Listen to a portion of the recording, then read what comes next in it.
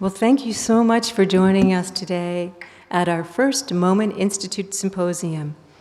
We created the Moment Institute to bring together scholars, experts, journalists, to explore and strengthen civil discourse, which is the foundation of democracy and journalism. Today's program is Divided We Fall, Antisemitism and Democracy in Crisis. And I'm Nadine Epstein, and I'm the editor-in-chief of Moment magazine. American democracy is being tested in ways previously unimaginable. As our country nears 250 years, anti-Semitism from both the right and the left is coursing through society. And to be clear, it's not just anti-Semitism coursing through society. There's also rampant anti-Black racism, Islamophobia, anti-immigrant, and other hatreds. Today, we're going to have a metaphorical roundtable discussion about the intersections of anti-Semitism and democracy. We'll be discussing the chicken and egg question. Is anti-Semitism a harbinger of democratic decline, or is it the decline the cause of anti-Semitism? We're going to be discussing the weaponization of anti-Semitism, the breakdown of the Black-Jewish coalition, and the new Christian nationalist movement and how that's dividing our country by race and religion. I'm so pleased that we have our distinguished Moment Institute Senior Fellows with us today to tear into this topic. I'm going to start at the left side here, you're right, Tom Gjelten. He's the former NPR religion reporter and foreign correspondent, and he now writes for Moment. And I have this here because you're all going to get a copy of this. This is his cover story for our brand new issue, The Dangerous Anti-Semitism Lurking in the Christian Nationalist Movement and in the American Government. I'm Dr. Sharon S. Nazarian, to my left here. She teaches political science at UCLA, and she is the president of the YNS Nazarian Foundation, and she travels around the world talking about anti-Semitism and learning about Jewish communities. On my right here, I have my Wide River co-host, Eric K. Ward. Eric is the vice president of Race Forward and many, many other things. Are you also but basically that's what you're doing today. And 12 jobs. 12 jobs, yes. And on my far right, over there, is Ira Forman. Ira Forman was the envoy to combat anti-Semitism under the Obama administration, teaches at Georgetown University. He's an expert on anti-Semitism, and he founded Moment's Anti-Semitism Monitor. And all four of these amazing people are on our Moment Institute Fellows. So thank you so much for being here with us today. So I'm going to start out with a question for all of you, which is sort of the chicken and egg question that I think about a lot. Is anti-Semitism a harbinger of democratic decline, or is it the decline? Is it the decline the cause? And I'm going to start with you, Ira, and I'd be so grateful because there's four of us. If you could, maybe we can keep our answers to just a couple minutes. Well, that's the difficult part. I'll help you. I'll help you, okay? I'll count on you, Nadine. So I do want to start with what often is a pro forma action, which is saying I'm delighted to be on this panel with all my distinguished colleagues, none of whom I know well, but I've seen them and read about them. And I did something I never really do, which is I went back and started reading either a recent speech or a column or something, or in Eric's case, a video, just to see where we all are going to be. And I'm afraid you're not going to see a lot of fireworks, as far as I can tell, because I don't think there are fundamental differences. But what really is exciting to me is there's this really wide range of experience, whether it's philanthropy or academia or practitioners, and I think we're going to get a really interesting take. And I know that I learn much more when we have some kind of panel like this.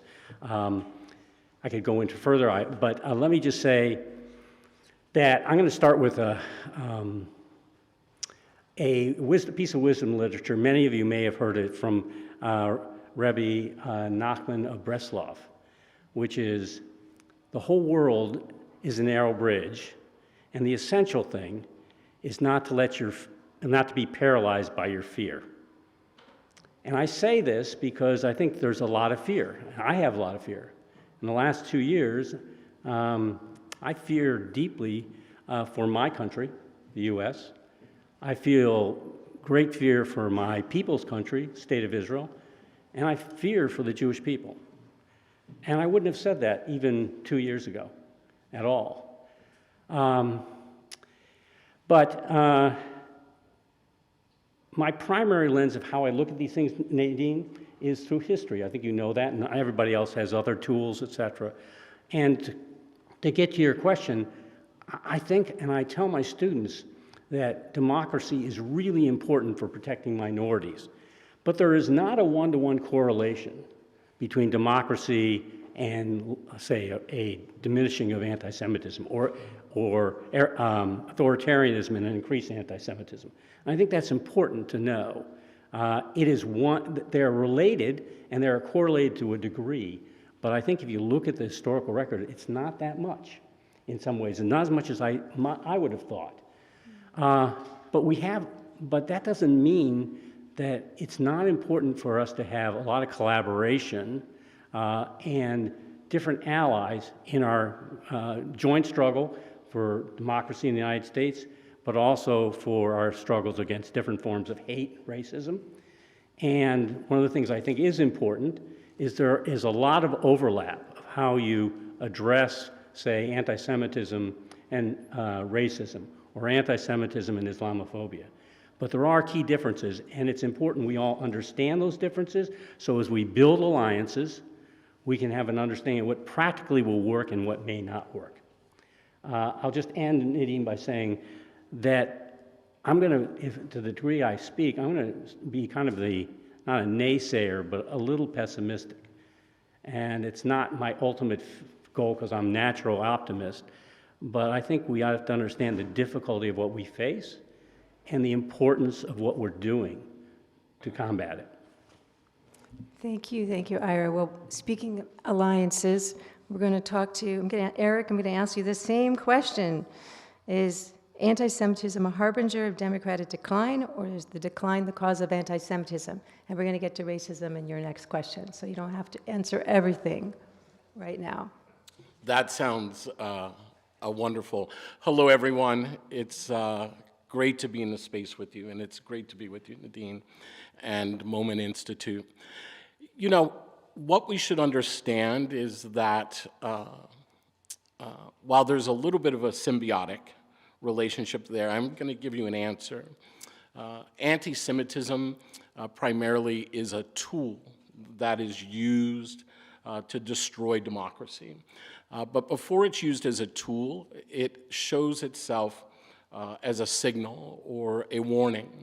The appearance of anti-Semitism itself, right, is a sign that pluralism in a society is breaking down. As the breakdown begins to happen, political, social, and cultural formations, right, in a society figure out how to tap into that anti-Semitism in order to turn it into an instrument for the destruction of that society. So that's the short piece. Why do I say that? I feel like now I should explain why I say that. I argue, right, that forms of bias exist in societies. They aren't created and then destroyed. They sit either at a low level, right, or a higher level. And the example that I'll give, because I should be concrete, my dad would say, try to be concrete in your answer, Eric. I would point to September 11th. Pre-September 11th, the way that we primarily understood the Arab American community in this society, right, was largely as a white ethnic group, right, according to census data, right. There was a definition between who was Muslim, right. We distinguished between Muslim, right, and Arab in our society. Most of the Arab American communities saw itself as assimilating into American society. I can tell you on September 12th, That was not the case. I can talk to you about the rise of hate violence, including the murders, right? Targeting violence, not just targeting Muslim and Arab Americans, but folks perceived to be Muslim or Arab, Sikh, Latino, North African. Hate crimes were at an all-time high. Then, those numbers dropped, and they dropped almost suddenly, the hate violence. When did it happen? When President George Bush and John Ashcroft took to the television news and said hate violence would no longer be tolerated. There was a direct correlation in the drop of hate violence. I often ask the question, on September 10th, was there no Islamophobia or anti-Muslim bias in America, and it suddenly appeared on September 11th? Or did we in society feel that we had permission to tap into the bias that already existed? The truth is this: anti-Semitism exists in American society. It's not a left or right formation. There is merely anti-Semitism. And when we give it permission, political formations tap into it, to weaponize it, to organize people around it in order to attack democracy and pluralism. That's my answer. Thank you. Okay, Sharon. So I'm going to ask you the same question. Is anti-Semitism a harbinger of democratic decline, or is decline the cause? Thank you. First of all, thank you to the Moment Institute for having me, and I'm really so thrilled to be affiliated with Moment Magazine and its 50-year amazing legacy. So thank you, Nadine, for including me, and thank you for sitting with such a wonderful group of panelists who I admire all of your work. I think Eric and Ira gave the beginnings of a very, very wonderful answer that I would like to build on. And I think I'll use Eric's answer and use it from the lenses that I bring. My two lenses are, one is a political scientist, and two is an Iranian-born Mizrahi Jew. So I was born in a non-democratic country as a Jewish minority in a Muslim-majority country, was forced to flee. My family, along with many, many other religious minorities, and specifically the Jewish community, were forced to flee in 78, 79 as a result of the Islamic Revolution. So to go back to your question, Nadine, I would argue that anti-Semitism is a leading indicator. It is an indicator that democracy and democratic societies are headed in the wrong direction. And while Eric pointed to September 11th, I will point to another very important date, and that was January 6th. If we look at what happened that day and the assault on our democracy, the images of that day were intertwined with anti-Semitic images. The two went just hand in hand. And again, building on what Eric said, that day, the t-shirt, the Camp Auschwitz t-shirts, and all the images that were intertwined with this assault on our democratic process gave permission to what we have seen happen since then in our country. So it is very important that we look at the historical dots that need to be connected for us to understand where we're headed and why we're headed in the wrong direction. Now, we'll talk more about where those threats are coming from, obviously, and the far right and what happened since January 6th is a very important component, but not the only one, and I'm sure we'll come back to that. But I do feel that I would argue that it is an indicator that our democracy is headed in the wrong direction. Thank you. Wow. Tom, the same question to you. And I know you have a different perspective slightly, or different, you're coming from a different, at least you're thinking about something in a different area. Anti-Semitism, is it the cause or is it the harbinger or the cause? Well, it's to my great advantage to be coming last because I can sort of incorporate all the wisdom that has come before me and reiterate it. And thank you, Nadine. And this is the first event in the Moment Institute series, so congratulations to you on that. Obviously, anti-Semitism is an ancient phenomenon, so we always have to begin with that point. But there is a contemporary version of it, which we have seen here in the United States just in recent years. And I think that's what we need to be focusing on. And what I would do is point out the context in which this has arisen. There has been more broadly a sort of a new interest in here in the United States, ideologically, in ethno-nationalism, the idea that a nation should be defined by its ethnic identity, and that is what coheres the nation. That's what holds the nation together, and that should be celebrated. And this is in opposition to the traditional idea we've had in this country that America is an idea. It's defined by its commitment to a set of principles outlined in the Declaration of Independence and the Constitution, and essentially anyone can become an American by being fully committed to this citizenship defined by principles. And that notion has been the foundation for our democracy for many years. As Ira and Eric and Sharon have all said, we are a multicultural nation, and we have had a multicultural democracy that is founded on this idea of rejecting sort of the ethnic notion of citizenship in favor of a more principled notion. That has now come under attack. J.D. Vance, Vice President, recently gave a speech in which he repudiated this idea that anyone can become an American by sort of committing to these principles, and instead emphasizing the idea of a homeland and the idea of people's personal ancestral relation to this land as being what we need to sort of promote. And in America, that if we are going to celebrate a particular ethnic heritage in America, inevitably it comes out as a white Christian European heritage. And that has actually been articulated by some of these people. I mean, we have seen there's a new movement called the national conservatism, which basically celebrates America's, quote, Anglo-American heritage. And anytime you start defining America on the basis of its Anglo-American heritage, you are, by definition, excluding minorities, whether it's Jews or anyone else. There was a conference just in September, and these ideas of ethno-nationalism were really celebrated.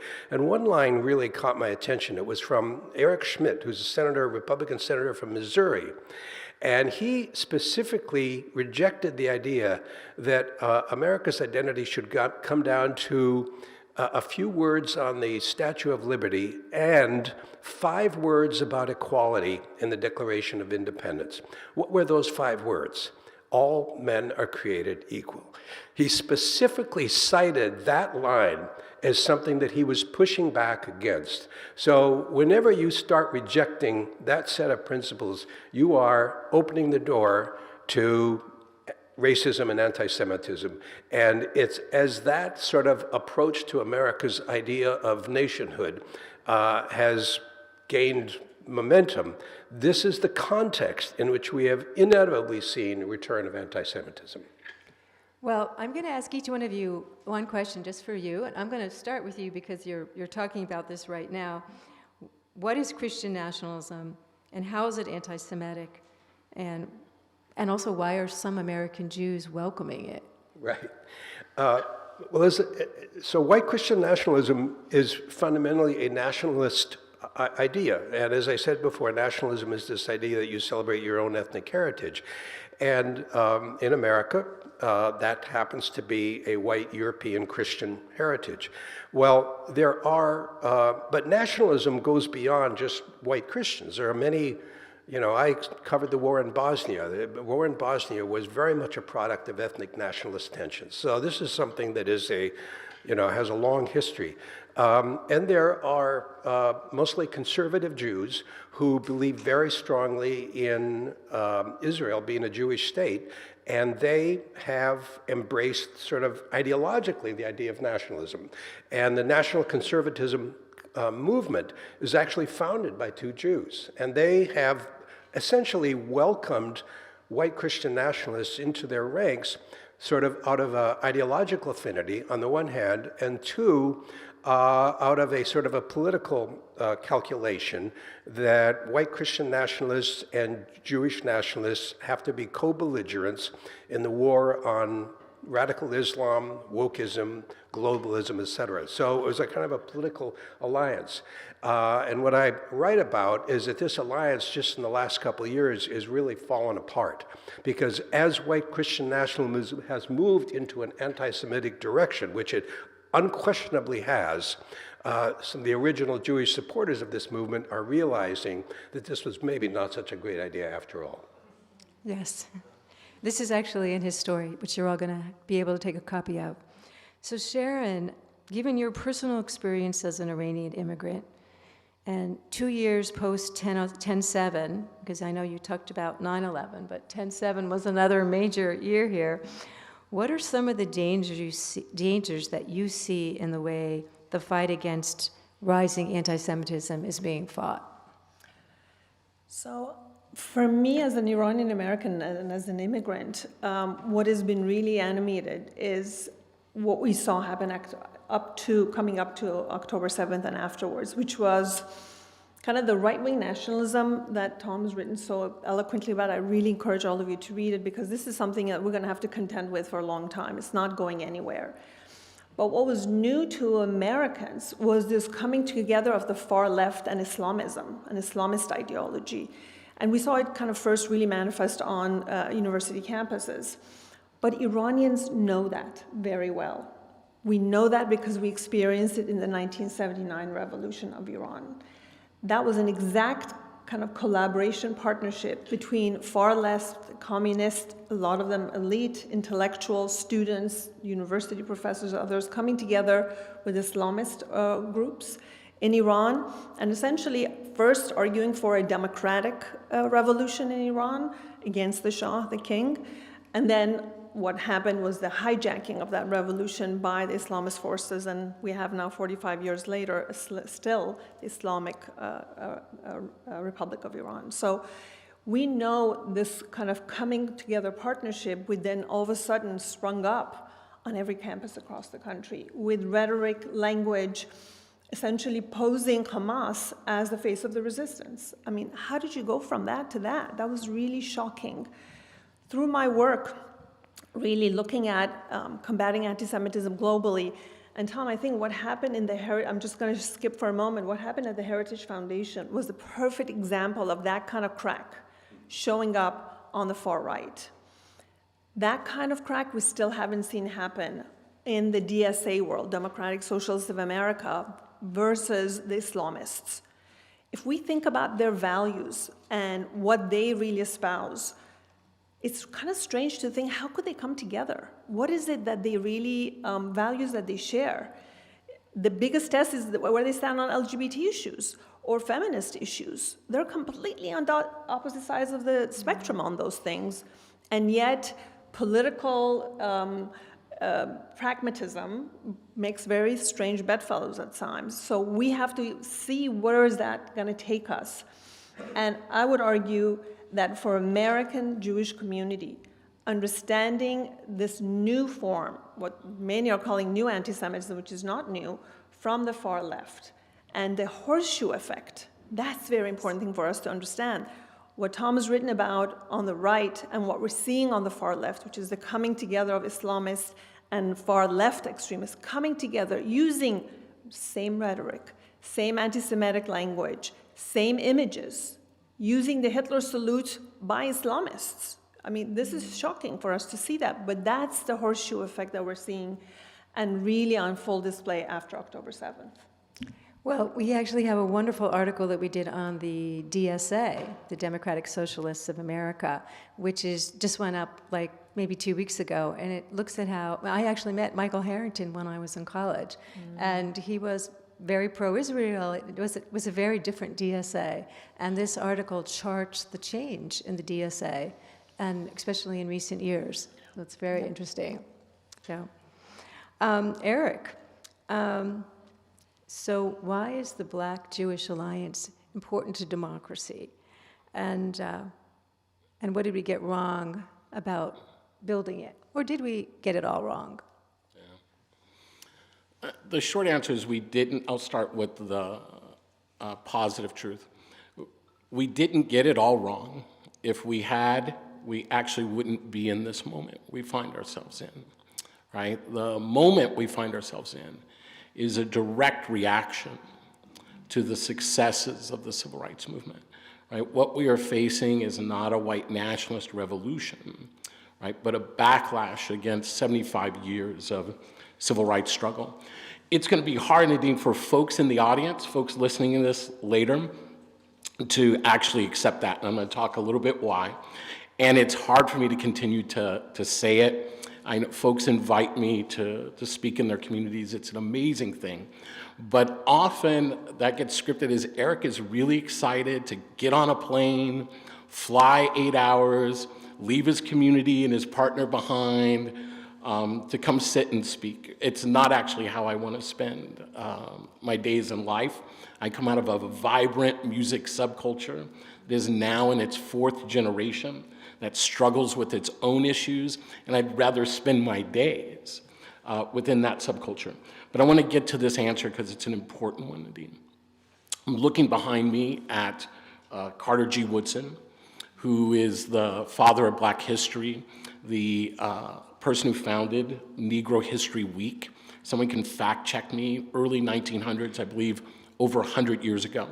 Carter G. Woodson, a seminal writer who talks about the importance of not understanding race, has just an experience, but a set of knowledge. In his book, The Miseducation of the Negro, Carter G. Woodson tells all of us that the way that bias works in a society is it convinces us that even if it's legal to go through the front door, right, that the conditioning in a society will cause us to go through the back door subconsciously, and if there is no back door, we'll make one. That is how Blacks and Jews hold the Black-Jewish alliance in this moment. We have been so socialized that even we don't hold it with the regard that we need to hold it. The truth is the Black-Jewish alliance, most understood through the 1960s, it has an earlier history, wasn't an alliance. It was a co-authorship. It wasn't Jewish people showing up as allies for Black people. Jews had their own self-interest as part of that alliance.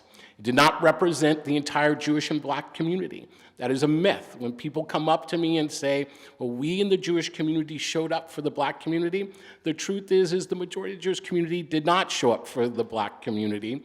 There was a visionary set of Jewish leaders and organizations who understood that co-authorship was the way to bring opportunity, right, safety, right, to America.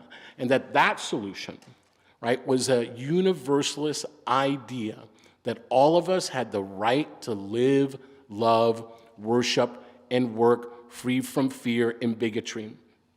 That alliance, that co-authorship, Nadine, has always been under attack. It has always made the majoritarian parts of our communities nervous.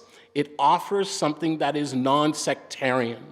And particularly in tense moments, right, we love to position. We love to move back into our silos. But the truth is in the American context, siloing has never moved our nation forward. The Black-Jewish alliance has always been about sacrifice for the better good. My father, who is a friend of Nadine, adores Nadine, who just turned 100, right? 100 years old about a month ago, right?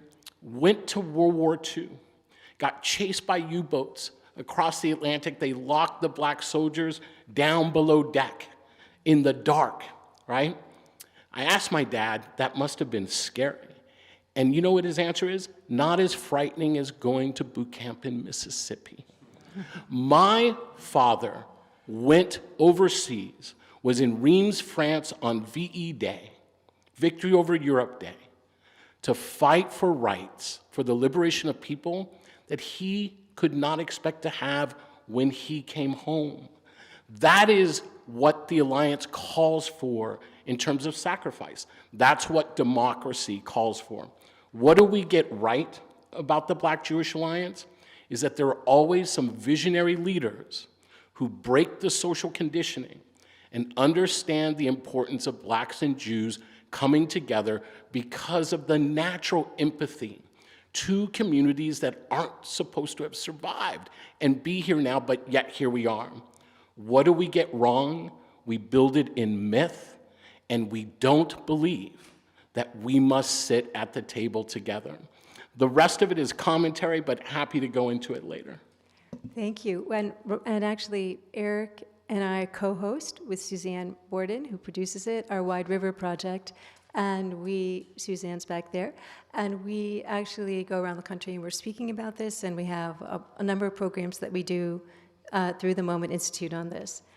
Ira, I've been thinking a lot about Hungary these days. I just can't help it. And I know you traveled a lot to Hungary while you were the envoy, and I'm wondering, what can we learn? I mean, Hungary's a country where it's already had its democracy has already declined tremendously. What can we learn from the example of Hungary? Well, Nadine, I was obsessed with Hungary. I know, that's why I'm asking this question. When I was at the State Department. I got your obsession too. Pardon? It infected me. I have the same obsession now. And I came at it, obviously, through the lens of anti-Semitism, but I think today, when you would talk about it, it's more actually interesting in terms of the lens of democracy, because it's along with countries like Turkey, Russia, who's much further down the road, and Turkey is further down as well, have set up this new paradigm where you attack democracy not by a coup, not by a Reichstag fire, but you slowly strangle it.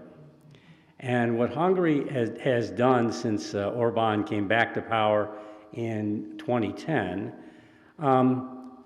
is kind of like the playbook that you can see some of our people in Washington are using now to smother democracy.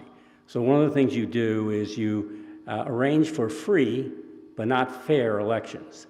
That means the opposition can't buy media because you've bought up all the media or your allies have bought up the media. It means you gerrymander in an extreme form, so it becomes that candidates are not being chosen by the electorate. People are essentially are forced to have candidates upon them because they live in districts which they may not have any really voice. Which include in Hungary, there's a Hungarian diaspora from after World War I, where ethnic Hungarians, Magyars, are in places like Slovenia and Romania, because Hungary lost something like 2/3 of its territory after World War I. And they now have the right to vote in Hungarian elections, and they are very nationalistic. So you also begin to do things like start intimidating people. People are not, unlike Turkey, for example, or even certainly Russia, even within 10, 15 years ago, you start being put in jail. That hasn't really happened in Hungary. But you can lose your access to jobs, you can lose your access to, if you're in a newspaper, you can't get any government funding anymore. So this is kind of like the Democratic playbook in terms of why I was obsessed with it in 2013 to 17, is because they were also playing off the Jewish community. There was a historical narrative, which you want to change the narrative, which is also something we're seeing here. And the historical narrative is we Hungarians were the victims of Nazis. We were not involved with it. We actually tried to save people. And as always, there's a little truth to that. But it's mainly a lie.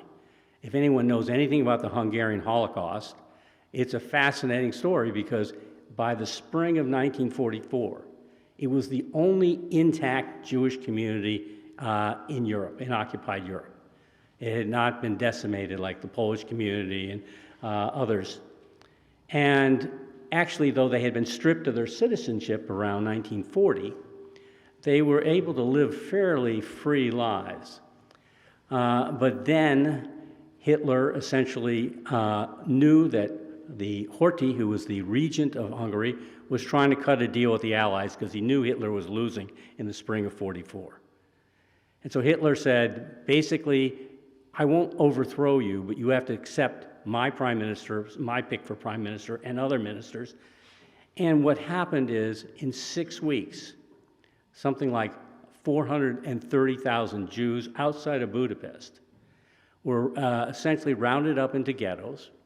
And afterwards, within like 2 months, almost 90% of them, actually all of them, anybody outside Budapest that was Jewish, was sent to Auschwitz. 90% of them did not come back. And it was done by Hungarian gendarmes. It was done by Hungarian bureaucrats who knew where every Jew was outside of Budapest. We could go on, but this playbook also meant that you had people in the Jewish community that were co-opted, that were getting money, they were getting property, and the establishment Jewish community was essentially get beaten down. So you were creating, in a minority community, tensions internally. So these are all the playbooks that all these countries like Turkey and Hungary have been using, and we're now seeing, I don't know, the part of it is actually, I think, is well thought out, because there are strong connections between parts of the conservative movement and Orban. The corruption is another piece of it, deeply corrupt. So we could go on, but that's kind of, I hope, the sense of what's going on. I'm going to, one second. I just want to add, part of the playbook is dividing the Jewish community. And the Jewish community, we've written about this, is so divided in Hungary. And another part of this, another component is attacking education. And you can see that even, I actually was speaking to someone who, a Hungarian person I know, who was explaining that even the land that the universities own now, even the buildings, everything it's been taken away from the universities. The universities have so much less freedom, even the ones that remain after George Soros's university was forced out. We actually have a trip to Budapest and Belgrade planned for April to go and to explore these issues. If people would like to join us, Moment's going to be running that in April. And what would you like to say on this, Sharon, quickly? Hungary, I also want to share an experience. In 2018, I met with a Hungarian foreign minister. And I remember that conversation so clearly. And Tom, this is to your point, where he said, we want to preserve our Judeo-Christian identity. This is a time where all the Syrian refugees were coming through Europe and not even stopping, by the way, in Hungary. None of them wanted to stay. They went straight through kind of to Germany, and where they wind up staying. And I remember that at that exact time, while this rhetoric was going on, who was the major boogeyman in Hungary? George Soros, using anti-Semitic, blatant anti-Semitic imagery narratives about him and the university that he had, and got kicked out. So this whole notion of ethno-nationalism that we're experiencing today has been around in Europe for a while, and Hungary really epitomized it, I think, in the clearest way. Where I actually did a story, a couple major pieces on the vilification of George Soros, and where, of course, he's a Holocaust survivor, and he's being accused of being a Nazi. Just incredible revising of history. This is amazing. I want to switch tracks a little bit so that we can talk about what can we do about this. What can we do to reverse this trend toward increased anti-Semitism and authoritarianism that's happening in the United States? And why don't we start with you, Tom? Well, I think what we've seen in the last few years is growing fear across the spectrum that polarization and division is a bad thing. I think there is, a widening recognition that the country is in a bad shape right now, and I would say that part of that is more openness to the idea that we need to find a way to sort of reduce division, reduce polarization, get back to some kind of unity. And that is not just something sort of on the liberal left. That is something that we are seeing across the board. And so that, we just need to celebrate voices that work actively against division, actively against polarization, and sort of reaffirm the idea. I mean, the United States is, do you know that within 4 years, white people in the United States will be a minority? That is the reality. You cannot sustain a politics that is based on any kind of white nationalism in this country today.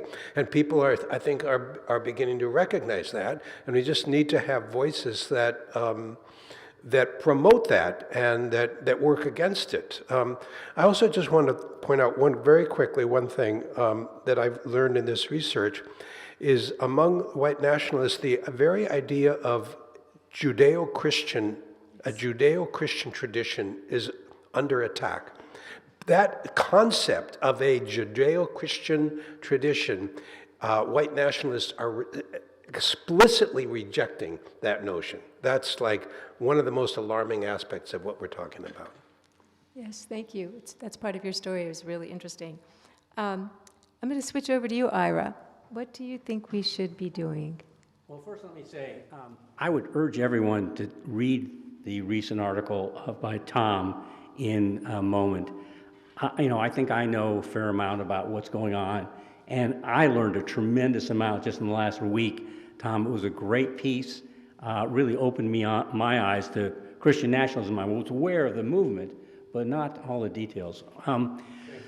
So what do we do? Well, first thing is there's no silver bullets. There's no silver bullets.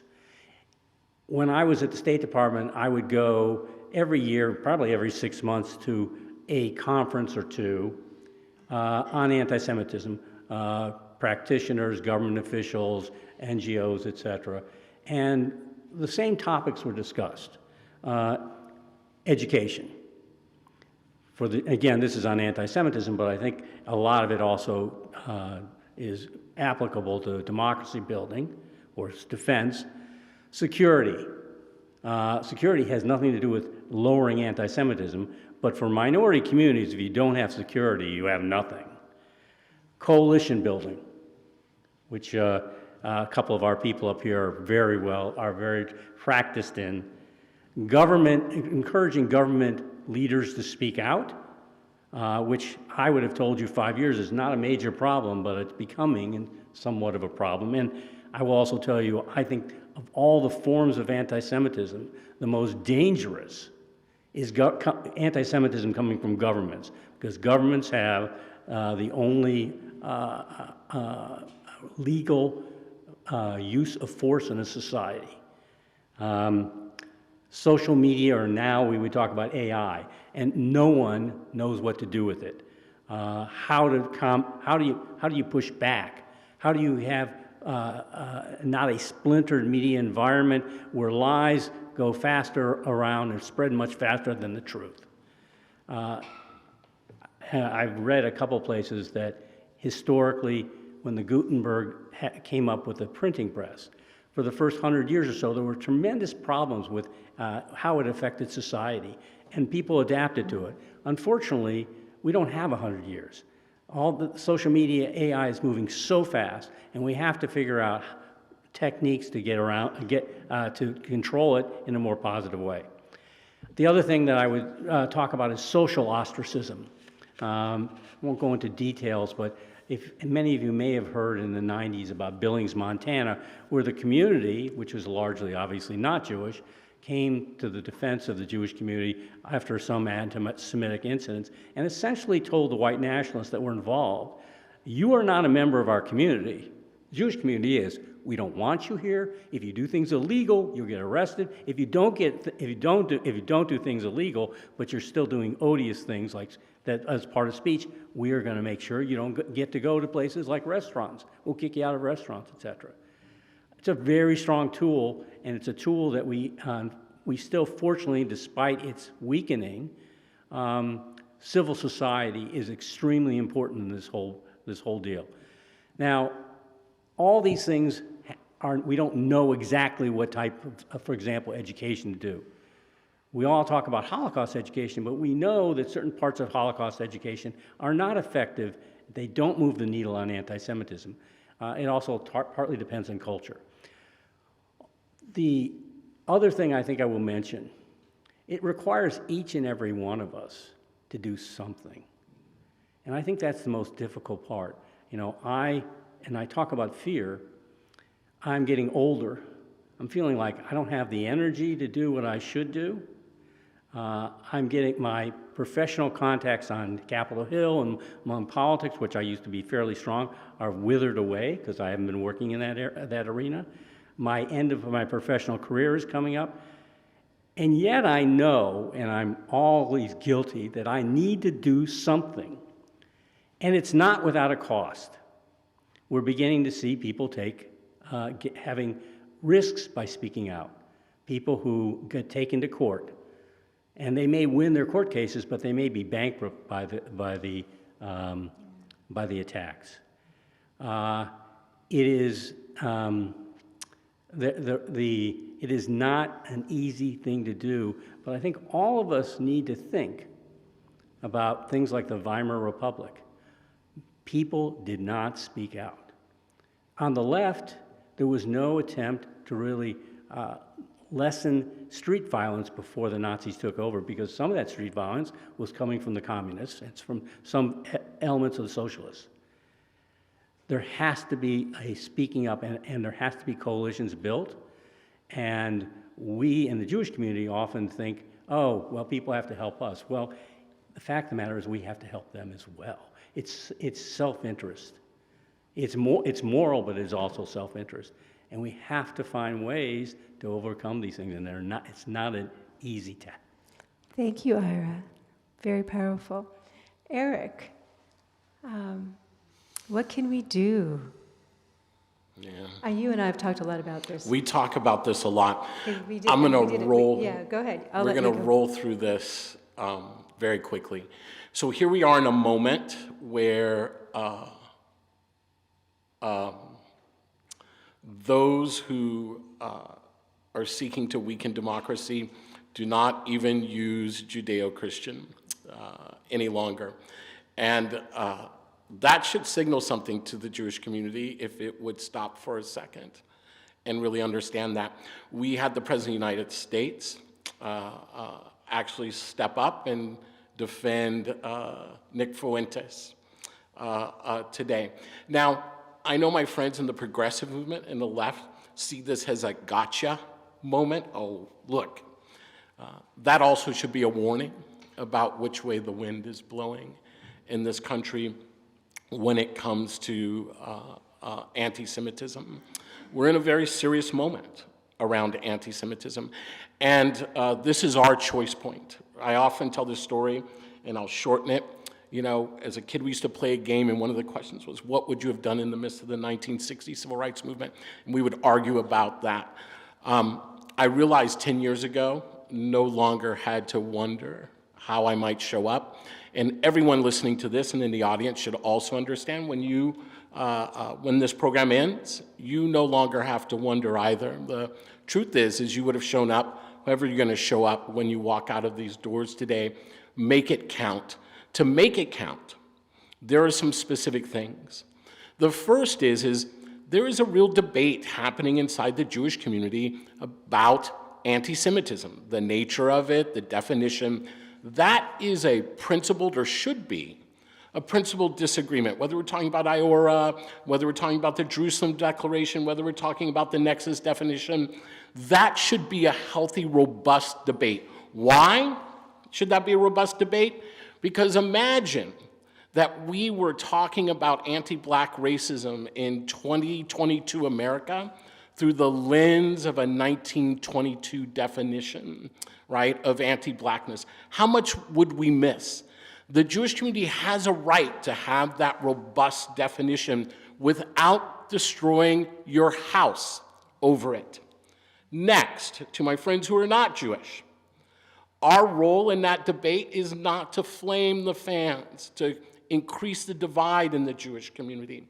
In fact, if many non-black folks tried to weigh into a conversation inside the black community, imagine what my response would be. Yet too many in the Jewish community are inviting non-Jews into what is and should be a robust internal conversation. Redefine and understand what anti-Semitism means in this moment and how it will express itself. Next, what do we do to defend democracy? We have to get a handle on our sectarian moment. Sectarianism does not bring us together in a universal way. And I don't say that to the Jewish community in some kind of kumbaya, trust the progressive movement, trust the civil rights movement, trust the world to hold you. There is no historic fact that the Jewish community should hold on to that believes, right, that its safety, right, comes through the grace of other people. What I'm saying is, in this moment, what got us here is not what will get us out of this moment. What will get us out of this moment is trusting one another and making the sacrifices, right, that a democracy demands to exist and to live. And we have to be willing to make that sacrifice. That means sitting in rooms and spaces with people that we disagree with right now on fundamental other issues, because we understand, right, that our very lives are at risk. Lastly, this is to the Jewish community.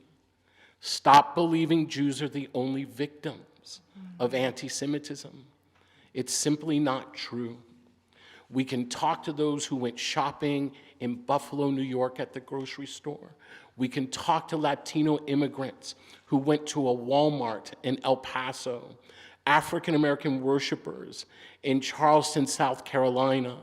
The list of non-Jewish victims of anti-Semitism has grown each and every year in this country alongside their Jewish brothers and sisters. All of us have to be in the fight against anti-Semitism, but we don't do that with a divided Jewish house. This is a moment where we have to understand that the fight against anti-Semitism is not about political position or sectarian power. It is about preserving all of our lives, because anti-Semitism is the narrative that will destroy democracy. And if democracy falls in this country, we will have lost 75 years of civil rights gains in this country. I don't know about you all, but my grandparents and their grandparents did not survive all they had to survive. They did not suffer the indignities that they had to suffer to put us here in this moment, to fall on our knees in front of a pharaoh. Do you hear me? What I'm saying is, when we walk out of this room, it's time to be serious about our leadership. Our communities are demanding the modeling of a new leadership that moves us forward together. Islamophobic, anti-Semitic, anti-Black hate crimes are at an all-time high. We need to speak out about the political conditions that are making that happen. We need to change those conditions. We will not do it on our own. We will not just do it with the folks we agree with. And I'll end it this way. How do we know when we are successful at that? The day we see a group like the Anti-Defamation League and a group like CARE sitting at the same table trying to find real solutions to the rise of hate violence in our society. That's what real leadership looks like. But it does not get there without our vibrant and challenging support. Thank you. And now, Sharon, I'm wondering, what can we do about this from your perspective? First of all, I want to really acknowledge Eric's very powerful response.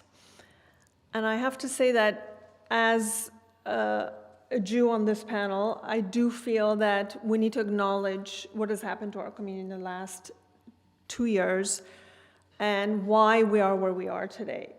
And therefore, how do we find the answers out of it? Look, I think one of the biggest things that's happened is the politicization of the fight against anti-Semitism. We all know that. We've all fallen into it. And I would say even more so, the weaponization of anti-Semitism. So when any political leader uses the fight against anti-Semitism as a cudgel to deliver their own agenda, to push their own agenda forward, we're in trouble. And we're seeing that today. I live in Los Angeles. I'm a faculty at UCLA. The Trump administration, in response to very real issues on the UCLA campus after October 7th, to the encampments, to Jewish students being kept out of parts of the university, not being given access by those encampments. I mean, these are real issues. Jewish students didn't feel safe on campus. The Trump administration's response was what? We're going to cut back $1.2 billion in research grants to UCLA. Grants that are supporting cancer research, Alzheimer's research. Jewish faculty, Jewish scientists who have labs, who are my colleagues, lost all their money and all like life's worth work of scientific research. So this moment is a very strange moment for us as a Jewish community. Eric, to your point, after October 7th, we felt very much alone as a Jewish community. All the coalition work that we had done together for decades and decades felt like it fell apart. It felt that we were left standing on our own with no one defending us. We haven't even mentioned the word Israel or Zionism on this panel. We haven't mentioned what part of Jewish identity, for me, as a Mizrahi Jew, Israel and Zionism is a part of my identity. And the assault on that word, turning Zionism into a dirty word over the last 2 years. So how do we contend with all of that? And I would argue to say we have to start with our own political camp first.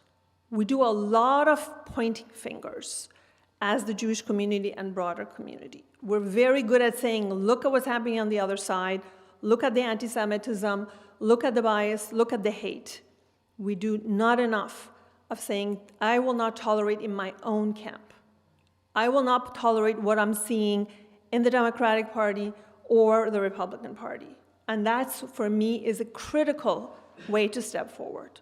Call our own leaders in our own camps.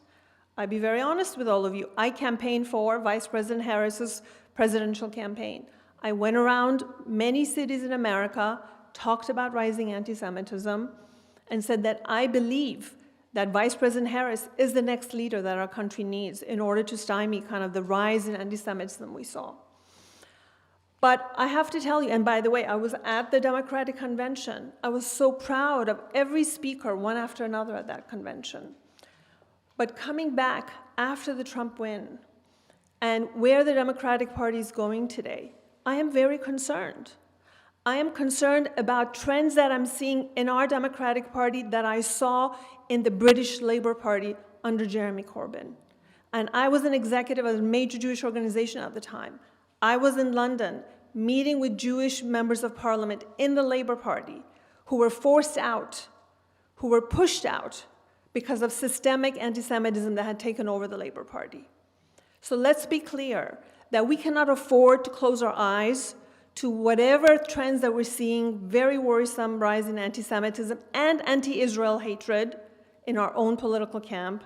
And it starts with us calling that out in our camp, whether you're a Republican or a Democrat. There's enough for all of us to do, believe me.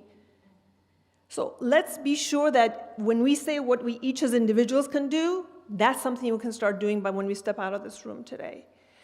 And then going forward, we have to rebuild our coalitions, Eric. I totally agree with you. And I have to tell you, as someone who has been at a legacy Jewish organization, done a lot of work in coalition building, it is painful. It is hard. How do you rebuild something that has been a bit broken? And I think your point about the shared authorship, the shared needs of our community, the Jewish and Black community, to come together over the civil rights movement is absolutely accurate, and I agree with that. How do we find that shared authorship again? Because it has kind of been lost. And we cannot put Israel aside. I, as an American Jew, Iranian American Jew, will not put my ideals of Zionism aside. That is my identity. And nobody has a right to take that away from me and how I define myself. So how do we build together forward, knowing that our connection as American Jews, for the 80% of American Jewry who see Israel as part of their identity, how do we build again bridges and sitting at the same tables and discussing the challenges with Israeli policies coming out of the Netanyahu government, with the issues of nationalism coming out of the Israeli far right, as we're seeing in the West Bank, and the violence against Palestinians there. How do we have those conversations, but at the same time build bridges together? And I think it's a bit of an uphill battle, but we can't afford not to do it. We just cannot do this alone. We know that. I was listening to the GA meeting that's being held across the street right now, all the Jewish Federations of North America, their first panel. And they had an evangelical leader on the panel, a Latino evangelical leader. And he said, you know, all of us, we're wearing our Jewish stars, we're going to Israel, we're teaching our children, we're having some of the generational issues that all the other communities are having, we're having it, but our young people understand, because of Scripture, that we have to be connected to Israel and to the Jewish community. That's allyship, and that's standing together, and we should welcome that, but we cannot afford to lose our historic coalition work. We cannot.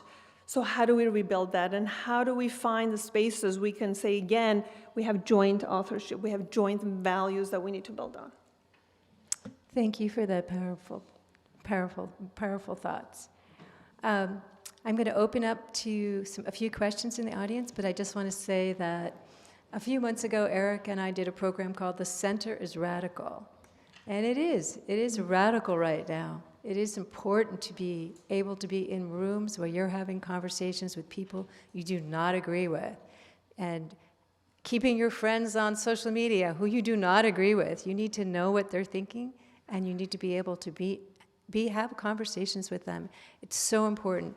And I really do believe that that this alliance, our alliances and our allies, it's not like it's broken, but it's people are there. And we just need to be talking to them, and we need to be finding them, all of us. And that's one of the things that we're doing today. So if there are any questions in the audience, we have a little time for a few questions.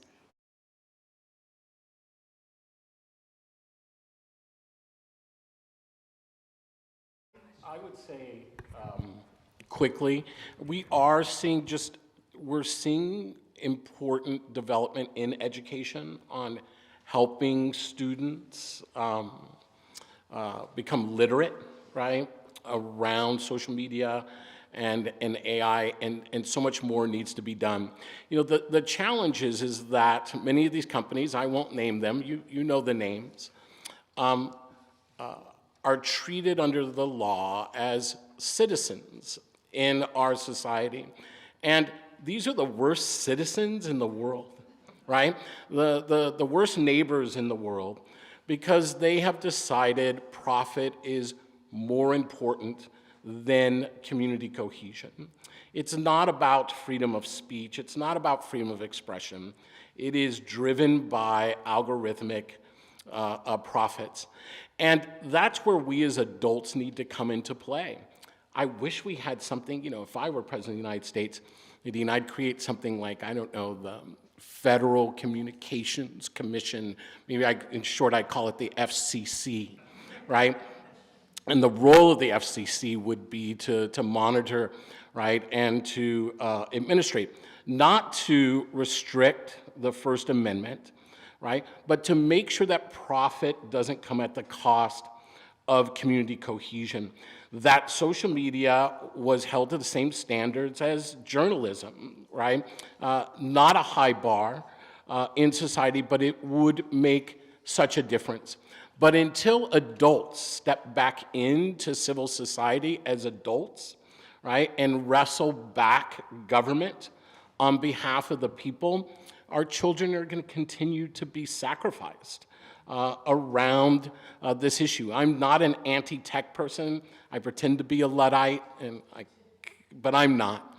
The thing that we know is This technology and the technology that comes after it doesn't get put back in a box. It is in our society. We have to learn how to manage it. But the way we have come to manage society is actually through the infrastructure and the structure of government, where we make compromise, where we study and learn and grow together. And we have capitulated government to those who don't have the best interest of people in mind. And that has us stuck right now. Nadine, maybe I'll just jump in as well. I totally agree with Eric, but I would also add that if this is a tool, it's a product. And why can't we look at it just like we've looked at all other products? So we have cars, and there was a period where we had no safety belts, and now they're demanded. We have medicine bottles that, for a long time, children could access, and now we have safety bottle caps. So is there a mechanism for us to look at these products? And it's not an easy thing to do, believe me. This is the toughest nut to crack for all of us. This is something that nobody has the answer to, right? Our government has done absolutely nothing. And it's on us, incumbent on us as citizens, to demand that. And again, it's only the first level because AI is going to be moving, it's going to be a much bigger problem very soon. But Tom, you want to say anything? My granddaughters, I was thinking that. back there with my phone in her lap. It's because she doesn't have her own phone. She doesn't have a phone. Her parents won't allow her to have a phone. And so much of this really depends not on government, it depends on parents. It depends on school boards. It depends on those of us in civil society. I mean, it'd be wonderful if we got government to sort of enact some of these kind of restrictions. But in the end, it really depends on us as individuals, as parents. Ira, would you like to say anything on this? Well, on this topic, I think I have not great Okay. expertise, and beyond that, I would also say everything's been said, but not everybody's had a chance to say it, so I'll take a pass. Okay. But I will say, I want to say something about what Sharon said about going after people on your own ideological or political spectrum for anti-Semitism. And I tell my students, if someone ever tells you that anti-Semitism is all on the right, they don't know what they're talking about or they're lying to you. If they tell you it's all on the left, they don't know what they're talking about or they're lying to you. Anti-Semitism always morphs, often very quickly. It becomes dominant on the right or dominant on the left, dominant among Islamists, dominant in government, and it changes all the time. It's one of the most, it's like a virus that's adapting to our own immune system.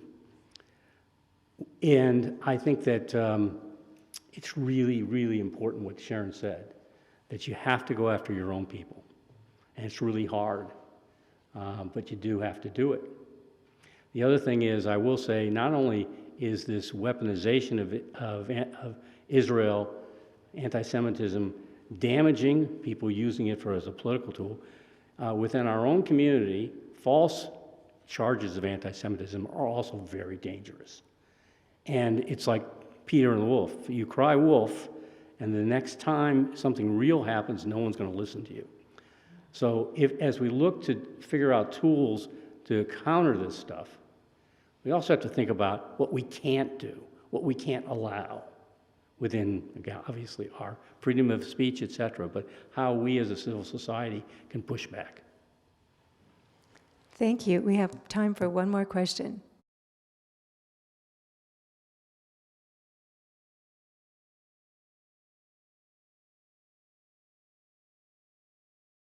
It's such an important question, and one of the things that I think about a lot is all of those are very simple narratives. And one of the things that we have to do, we really have to work hard at, is to avoid simple narratives, because all these issues are very complex. There's history, there's so much goes in, there's so much to learn.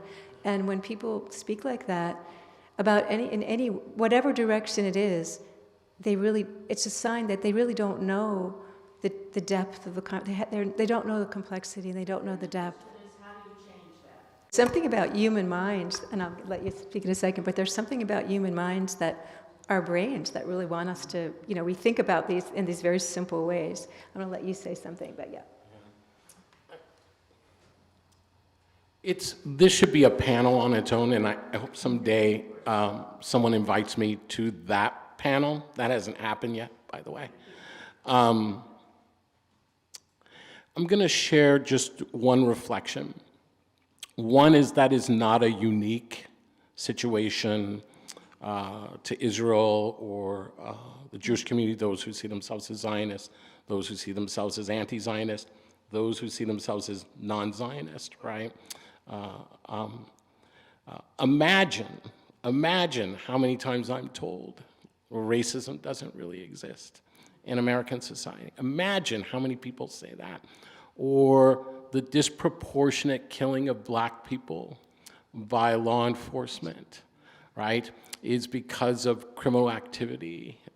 Imagine the things that get said to me, and not by folks who are hostile to me, right? That is often how we talk to one another. We have to hold first and tamp down the sectarian pieces inside of ourselves, right, that ignite that type of communication style, which I'm agreeing with you is not a good communication style, into something unique. We have to do that as leaders, right? And that's our choice point, to be a leader, right, or to be part of the populist fervor of sectarianism. And I think all of us are trying to be leaders. I'm not saying it's easy to hold, but we have to. The second is, can I just tell you something? As someone who spent years amongst white nationalists, right? And you might want to know how I did that. You'll have to read a Moment magazine article on that, right? Imagine I am sitting next to white nationalists who believe, right, that black people have no souls, right? That Jews are the literal children of Satan. And when I say literal, I mean literal, right? The first thing I learned was not to debate those points with them. Why? Because all I was doing was actually reinforcing. All you were doing with your sister who you love, and all she is doing with you, is reinforcing. You are giving each other practice on how to disagree with one another. The way to proceed is by actually being curious, not trying to convince them to my position, right? But trying to understand why they hold that position, even if I fundamentally disagree with it and it's hard to hear. That's the opening. And what I tell my friends and family, right, in the Jewish and non-Jewish community, if you don't have that discipline, stop having those arguments. You aren't actually defending your position. You're actually helping the other side deepen its position, and you're giving them practice. The last thing I'll say, those conversations, absolutely, I agree with Sharon. This conversation cannot be off the table, but it's a complex conversation, and sectarians don't like complexity and nuance. It doesn't allow you to position well. It means you also have to carry responsibility, right, for your own weaknesses, your own bad decisions as a sectarian. But I think it's time for us to make that choice point to lean in, right? It's not about gotcha. It's about how do you move these societies forward to a place where there is safety, right? A place where there is opportunity and justice. And the last thing I'm going to say is just this. I think of a situation. I think of Ireland and Northern Ireland in the times of trouble. And I think of good friends who lost a lot in those periods and the terror that they had to live in, not to compare, but to show empathy. And the one thing they always tell me is, you, I won't use the bad word, Americans, made this conflict go on decades longer than it would have. When we were exhausted, you all attached an identity that wouldn't let us out of the fight. And you all didn't have to pay the daily cost of that fight. Our job is not to feed fire, but to bring space and healing. Yes, we have to talk about Zionism. Yes, we have to talk about Israel.